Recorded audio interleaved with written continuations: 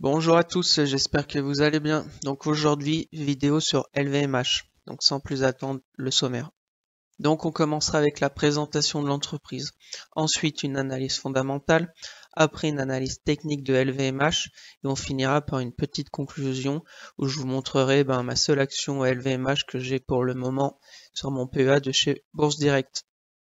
Bien sûr, je ne suis pas un conseiller financier. Mon avis dans cette vidéo ne représente pas un conseil d'investissement. Elle est juste réalisée à but pédagogique. Chaque investisseur doit avoir sa propre stratégie. Investir en bourse représente un risque. Vous êtes le seul responsable de vos achats et ventes d'actions. Donc LVMH est le leader mondial des produits de luxe.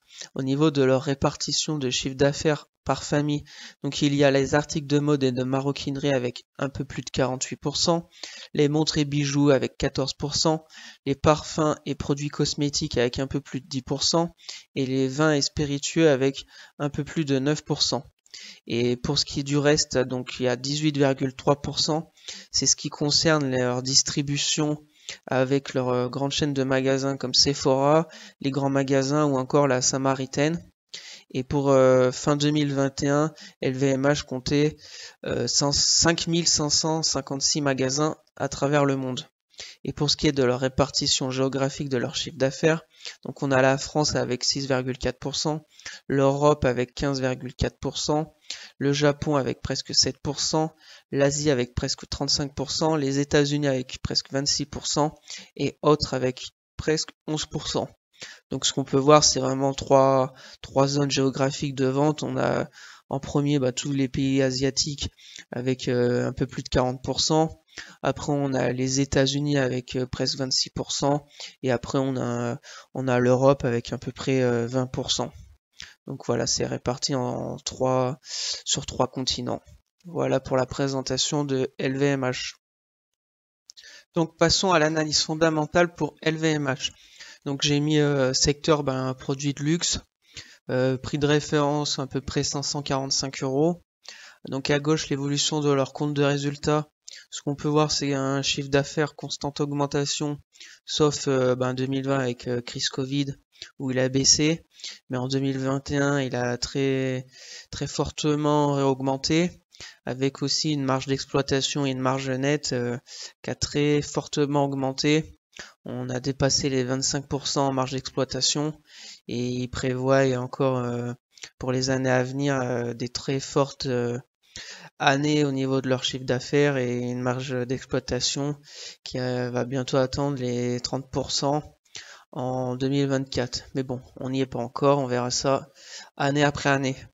Ensuite, pour ce qui est du dividende d'LVMH, pour cette année 2022, ils ont versé 10 euros avec un acompte en décembre et de 3 euros, et puis le reste là c'était je crois en avril, 7 euros, ce qui ferait un dividende de 10 euros pour cette année, ce qui représente un rendement de 1,8%. Après on peut voir dans le passé qu'on est aussi presque en constante augmentation, sauf au niveau de la crise Covid, mais bon ils l'ont bien rattrapé en versant 10 euros. Ensuite, au niveau du ROE, on a un très bon ROE. On est presque à 30% en 2021. Toutes les années d'avant aussi, on était au-dessus des 10%. Pour ce qui est de leur dette, le leverage, on n'a presque pas de dette. On est à moins d'une fois. Pour ce qui est du PER, on est assez élevé. On était très élevé en 2020. Là, en 2021, on était à 30 fois, mais vu la baisse de 2022, là, je pense qu'on doit être aux alentours des 23-24 fois, vu le cours de 500 euros. Donc, je vous rappelle, le PER, on le calcule avec le bénéfice net. On fait le cours de l'action divisé par les bénéfices nets. Attendez, je vais vous le faire direct là. 545 divisé par les bénéfices nets qui étaient de 20, à peu près 23, divisé par 23, ça fait 24 fois. Donc on serait à peu près là à cet instant à 24 fois au niveau du PER. Et pour ce qui est du P/E ratio, là, en 2021, on est redescendu à 42%. 2020, on était à un peu plus de 60%, on était presque à 65%. Mais c'est un P/E ratio bien maîtrisé au niveau des LVMH. Donc voilà, au niveau des fondamentaux, on peut dire que voilà, c'est déjà la plus grosse capitalisation du CAC 40. Donc voilà, c'est un mastodonte au niveau de leur chiffre d'affaires, marge d'exploitation, etc. Mais bon, on peut voir que depuis le début de l'année, son cours est en net repli, qu'on va voir tout de suite avec l'analyse technique. Donc au niveau de l'analyse technique pour LVMH, donc comme d'habitude je suis sur TradingView, je me suis mis en unité de temps weekly pour bien voir la tendance très long terme d'LVMH. Donc voilà, il n'y a pas de doute, c'est vraiment une tendance haussière depuis, depuis toujours presque, hein.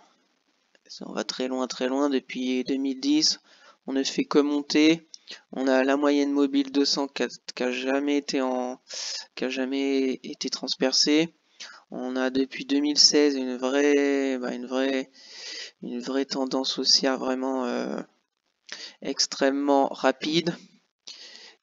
Et donc là, on en est ici, crise Covid 2020 là, avec cette baisse, on a presque touché aussi en mars 2020 la moyenne mobile 200. Juste là, on est ici. J'aimerais quand même qu'elle revienne un peu sur cette moyenne mobile là, pour purger un peu toute cette hausse spectaculaire d'après Covid. Mais bon, on verra bien si elle y arrive ou pas. On va se mettre en daily pour voir ça de plus près. Donc daily, voilà, crise Covid 2020, la chute, une stabilisation pour après reprendre une belle tendance haussière. Et puis là, depuis le début de l'année, on est sur voilà, un beau canal baissier. Depuis son plus haut, on a perdu 28%. Donc ça fait pas mal, mais c'est pas encore la catastrophe. Ce qui est très intéressant, c'est que là, on a fait 3 appuis sur les 540 à peu près. Donc est-ce qu'elle va résister? On sait pas, mais là c'est grosse bataille. Si ça casse les 540, attention, je pense qu'elle pourrait très rapidement rejoindre les 500 euros. Et puis après, je vous ai mis ce support là des à peu près 425 euros, qui était son plus haut avant crise Covid. Donc voilà, après quand on voit cette baisse là de 25%, on dit oula, ça fait beaucoup. Mais celui qui est rentré, on va dire juste avant la crise Covid, il a quand même pris plus de 70%.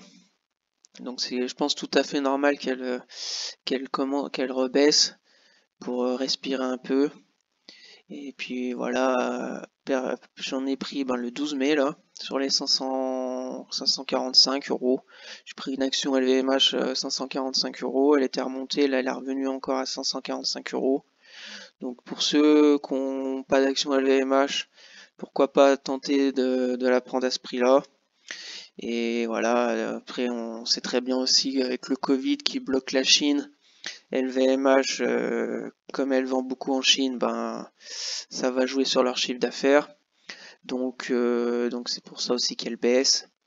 Après, s'il y en a qui veulent rentrer plus bas, on a, je pense, les 500 euros et voir les 429 ou voir même comme je vous ai mis en weekly là, cette moyenne mobile 200 là, vers les 470 à peu près, voilà, ça pourrait être très intéressant. Donc voilà l'analyse technique pour LVMH. Donc au niveau de sa droite de régression pour LVMH, donc on a une croissance moyenne annuelle d'à peu près 12%, ce qui est vraiment beaucoup.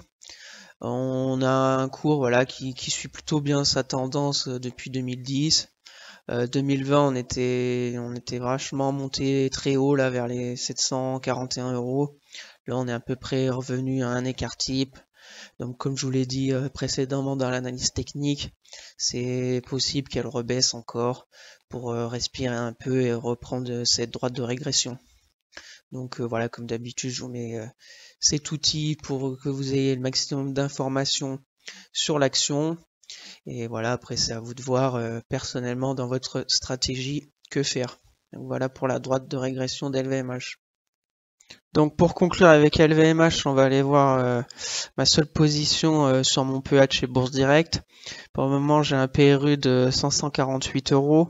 Je suis en moins-value latente de 3,34 €, ce qui représente moins 0,61%. Donc voilà, j'ai voulu me positionner sur le secteur du luxe. Donc j'ai comparé LVMH avec Hermès et Kering. Et pour moi, personnellement, je trouve que LVMH est la meilleure des trois. Déjà juste au niveau du cours de l'action, Kering et Hermès ont chuté d'à peu près 40% depuis leur plus haut, alors que LVMH n'a fait que 20% à peu près. Donc elle a bien résisté. Après, LVMH est quand même plus diversifié que Kering et Hermès. Et voilà, après j'ai hésité entre LVMH et L'Oréal aussi, que je trouve L'Oréal aussi très intéressant. Mais voilà, j'ai pris LVMH pour le moment. Et puis comme on a vu avec l'analyse technique, si elle va voir sa moyenne mobile 200 là vers les 470 €, bah je reprendrai je pense du LVMH. De toute façon, tant que la Chine est fermée, je pense pas que LVMH va rebondir, va beaucoup rebondir. Ça va être une tendance baissière lente et douloureuse jusqu'à que les bonnes nouvelles arrivent. Par contre, après, quand ça va avoir des bonnes nouvelles, entre la Chine et l'inflation, je pense que on pourra avoir un bon rebond de LVMH et de tout le secteur du luxe. Donc voilà mes analyses pour LVMH. Donc merci à tous d'avoir suivi cette vidéo. J'espère qu'elle vous a été utile. N'hésitez pas à vous abonner à la chaîne, à partager, à commenter. Si vous avez des questions, je serai ravi de vous répondre. Même à rajouter quelque chose sur LVMH, ça peut être utile à tout le monde. Likez la vidéo, ça fait toujours plaisir aussi. Et dites-moi si vous voulez voilà, que je fasse par exemple L'Oréal en analyse fondamentale et technique. Ça peut être aussi très intéressant pour les personnes qui hésitent aussi entre toutes ces actions du secteur, on va dire, du luxe. Et puis ben voilà, à la prochaine pour de nouvelles vidéos. Allez, bye!